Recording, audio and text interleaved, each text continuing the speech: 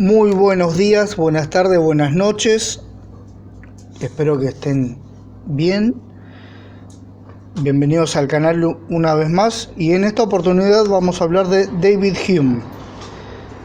David Hume es un filósofo escocés, nacido en 1711 y fallecido en 1776, y es considerado el máximo exponente del empirismo moderno. Vale decir, se considera el fundador del empirismo moderno al filósofo inglés John Locke, quien en su ensayo sobre el entendimiento humano sostiene una dura crítica a las ideas innatas sostenidas por el racionalismo de Descartes y de Leibniz, al considerar que la mente humana es como un papel en blanco, que la experiencia por medio de los sentidos llena de contenidos. Bien, Hume parte de la idea de que toda esencia, en última instancia, se funda en la naturaleza humana. En este sentido, se produce un análisis psicológico del conocimiento humano, ya que se trata de estudiar cómo se originan las ideas. Y así como la ciencia del hombre es el único fundamento sólido para las otras ciencias, el único fundamento sólido que podemos otorgarle a esta misma ciencia debe asentarse en la experiencia y la observación. Si bien el origen del conocimiento hay que buscarlo, al igual que en Descartes, en la naturaleza humana, Hume subraya la experiencia y la observación como elementos primarios, constitutivos del conocimiento. Mientras Descartes y el racionalismo consideraban que la razón y las ideas en que ellas se encuentran, o sea, las ideas innatas, garantizan el conocimiento verdadero, Hume sostendrá que la experiencia es la condición de posibilidad del conocimiento. No hay ideas innatas, porque la experiencia es el punto de partida. El análisis de Hume recae sobre la experiencia. Esta debe entenderse desde el punto de vista psicológico, ya que la experiencia es siempre experiencia de un sujeto, es decir, de la naturaleza humana. No hay experiencia sin sujeto. Por ello, el análisis que emprende Hume es psicológico. Se trata de la experiencia o vivencia del sujeto. A la experiencia o vivencia, Hume la denomina percepción. Todas las percepciones del espíritu humano se reducen a dos clases distintas, que llamaré impresiones e ideas. Las impresiones son percepciones fuertes y vivaces, como por ejemplo un dolor. Las ideas son copias débiles de las impresiones y por ello menos fuertes y vivaces, por ejemplo el recuerdo de un dolor. Las percepciones se dividen en simples y complejas. Las percepciones o impresiones e ideas simples son aquellas que no admiten división por partes, como por ejemplo un color, un aroma, una textura, etc. En cambio, las percepciones o impresiones e ideas complejas están conformadas por percepciones simples y, por ejemplo, pueden separarse en partes, como por ejemplo la manzana, que se puede dividir en su color, su aroma, su textura, su sabor, etc. A cada idea simple le corresponde una impresión simple, ya que las impresiones son anteriores a las ideas, siendo estas copia de aquellas. Entonces, ¿cómo se conforman las ideas complejas si en primera instancia solo poseemos impresiones simples? Bueno, Hume dirá que las ideas complejas son conexiones entre ideas simples que provienen de impresiones simples. Con otras palabras, la idea de manzana, por ejemplo, no es otra cosa que la conexión de ideas simples como color, o sea rojo, sabor, o sea dulce, aroma, o sea suave, así sucesivamente. Esta conexión entre ideas las produce el espíritu o la imaginación, dirá Hume, a partir de tres asociaciones: la semejanza, la contigüidad en tiempo y espacio y causa y efecto. La relación de semejanza se produce cuando la imaginación asocia ideas porque se asemejan. Por ejemplo, vemos la foto de alguien e inmediatamente pensamos en esa persona. La relación de contigüidad, tiempo y espacio se produce a partir de percibir objetos contiguos, Por ejemplo, percibimos este salón y por contigüidad establecemos la idea de que hay otros salones. La relación de causalidad se produce cuando dos objetos interactúan entre sí, cuando están conectados de tal modo que el primero produce al segundo. Un objeto es causa de otro cuando produce una acción, un movimiento, y cuando posee el poder de producir la existencia del segundo. Más adelante nos detendremos en el análisis que Hume realiza sobre la causalidad. Ahora nos ocuparemos en la aplicación de las ideas que viene desarrollando al concepto fundamental de la tradición filosófica, el concepto de sustancia. Vimos que desde los griegos la sustancia constituye el fundamento último del ser.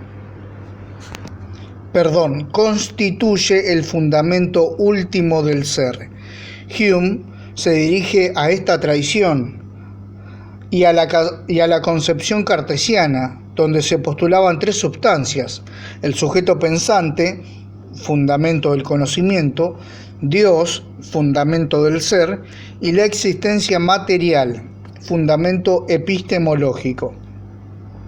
Ahora bien, la sustancia era definida como aquello que existe por sí mismo y que no necesita de nada para ser, a diferencia de los accidentes, que no existen por sí mismos, sino en la sustancia. En primer lugar, Hume señala que no poseemos impresión sensible de la sustancia, sino solo de los accidentes: color, sabor, aroma, etc. Recordemos que en este punto Descartes sostenía que los accidentes, lo que percibimos por los sentidos, no son objeto de conocimiento porque siempre serán dudosos. Entonces la sustancia ha de ser una idea compleja, dirá Hume. Sin embargo, cuando analizamos esta idea compleja, llegamos a un resultado sorprendente, de que no hay sustancia. Hume analiza en primer lugar la sustancia extensa, es decir, la existencia de los objetos externos. Tomemos como ejemplo una mesa. Para Hume, la mesa es una idea compleja. Es una sustancia conformada por otras ideas simples, o sea, accidentes.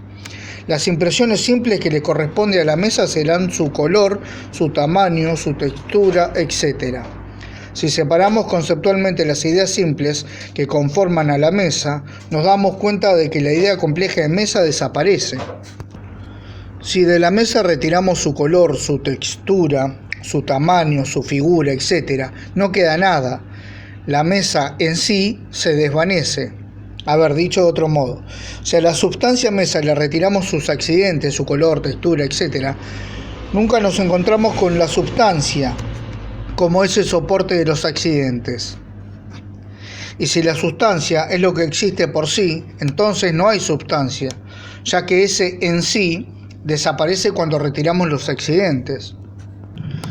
De aquí se sigue que los objetos externos o la sustancia extensa para Descartes no tienen realidad en sí, no poseen sustancialidad, es decir, no existen ahí afuera.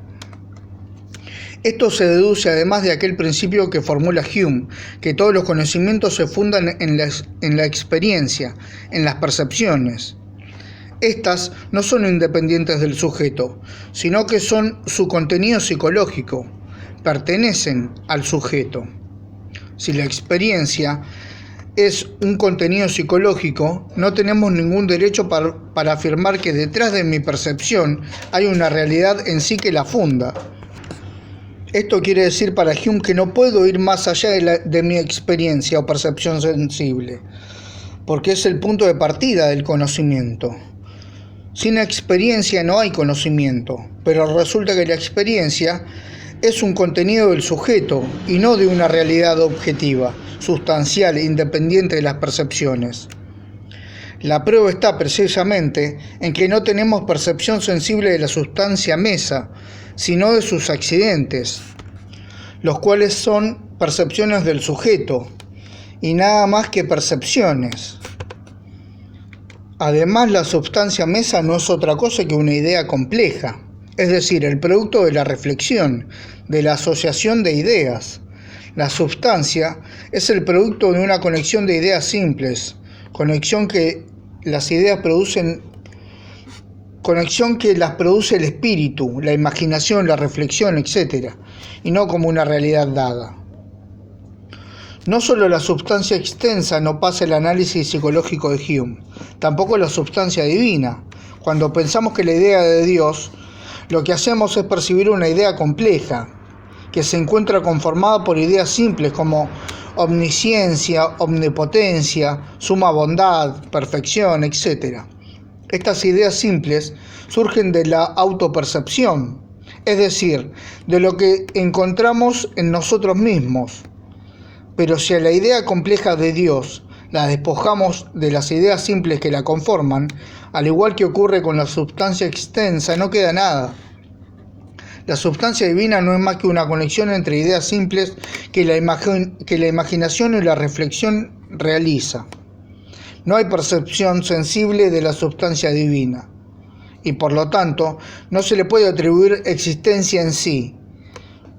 Con otras palabras, la substancia divina no es nada en sí, no es una realidad objetiva, sino una asociación de ideas que el espíritu produce. Pero Hume no se detiene con la crítica de la substancia extensa y la substancia divina. También somete a prueba la substancia pensante, es decir, al yo cartesiano. Cuando nos referimos al yo, lo tomamos como substancia, es decir, como el soporte de ciertas funciones subjetivas.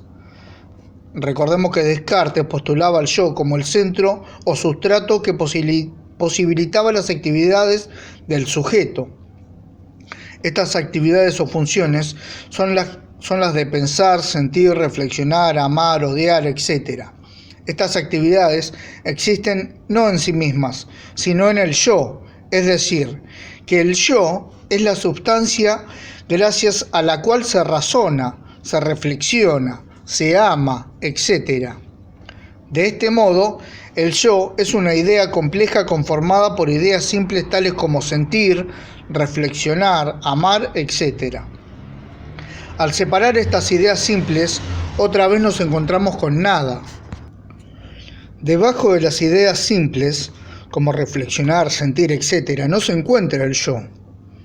Esto no es más que una asociación de ideas que produce el espíritu. El sujeto no existe en sí, no es nada real, sino un producto de la imaginación y la reflexión que combina ideas que provienen de la autopercepción.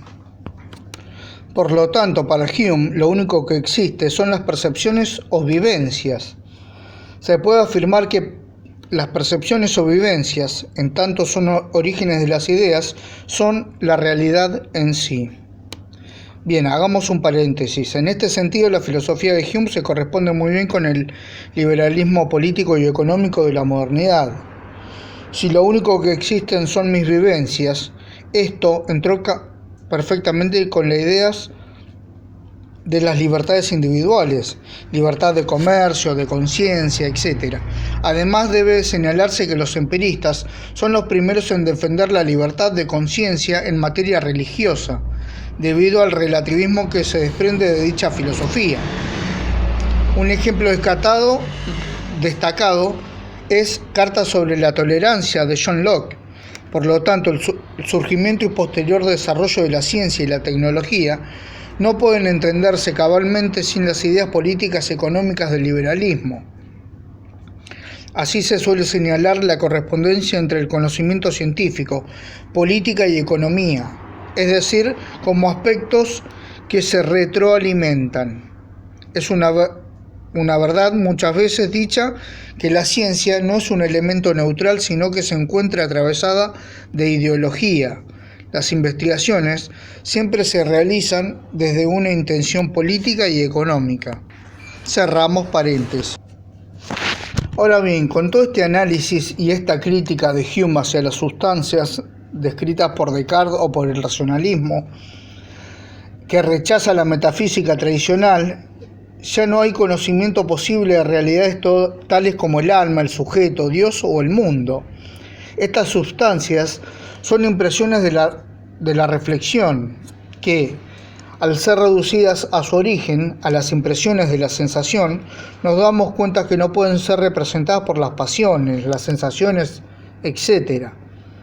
Entonces, ¿qué se puede conocer?, dirá Hume. Dirá que hay dos tipos de conocimientos o ciencias: las relaciones entre ideas y cuestiones de hecho, o sea que las primeras pertenecen a la aritmética, geometría y álgebra y se caracterizan por ser proposiciones ciertas, necesarias y universales. Sin embargo, son meras relaciones formales, es decir, que en su necesidad y universalidad no dependen de la existencia. Estas ciencias son el resultado de relaciones formales entre ideas sin ningún contenido existencial, es decir, operaciones del entendimiento que no hacen referencia a hechos. Las cuestiones de hecho, en cambio, son las ciencias que se refieren a la experiencia, es decir, que se fundan en la experiencia. Este tipo de conocimiento no es universal, ya que en la experiencia solo nos encontramos con realidades individuales y contingentes. Los conocimientos de la experiencia nunca son totalmente ciertos, sino probables. No tenemos ninguna garantía de que mañana salga el sol, porque es imposible deducir a partir del objeto alguna ley universal. Si prestamos atención a los conocimientos que parten de la experiencia, como por ejemplo las ciencias naturales, veremos que es imposible establecer una conexión necesaria entre dos hechos.